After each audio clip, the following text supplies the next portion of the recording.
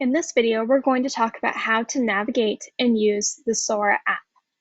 At the bottom are going to be 4 different tabs. You have the Home tab, which will show any current book loans you have, words that you've defined, as well as any notes or highlights in books that you've already checked out. The Explorer shows all of the different books that are available for you at the very top, including what's available now, popular subjects, new ebook editions and audiobook editions, and what's the most popular.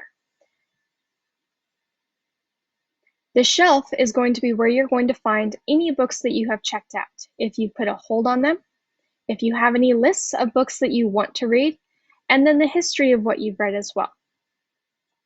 Finally, you have the Me section. At the very top, you can type in your nickname, change your character, and you'll also see some information about what you read. So the total number of books you've read, how much time you've spent, how many days you've gone reading.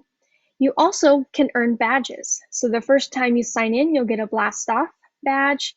When you open a book assignment or you borrow a book for the first time, you'll get a little badge to celebrate reading on the website.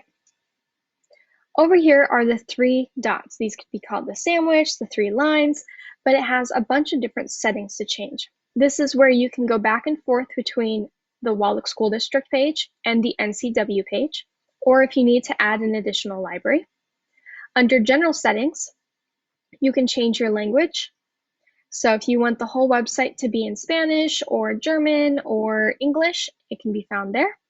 This can only be possible on the website. It is not possible on the app. They also have dyslexic font. So if you have trouble reading screens, you can click dyslexic font and it will give you a font that's a little bit easier to read. They also have high contrast. So if you need to see that contrasting colors in order to read, they have that ability here. They also have a hold setting, which is automatically active, and it means that if you have a book that you've put a hold on, that it will automatically be checked out to you. You can turn that off, so if you don't have time to read them, you can automatically move them to the next person that's on that wish list. You also have download settings. Every book that you check out is automatically downloaded onto your device, so you can read without internet. Right now, that's set at everything. If the book is super big, you can change it where smaller books or bigger books have to wait until you click download before they download themselves. Nothing means that all books that you check out have to be manually downloaded. It means that you have to click that button before it's downloaded to your screen.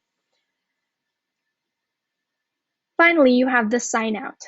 If you plan on using this device always to look at books, then you don't ever need to sign out. But if you have multiple siblings using the same device, click sign out, and then the next person can sign in and use the website.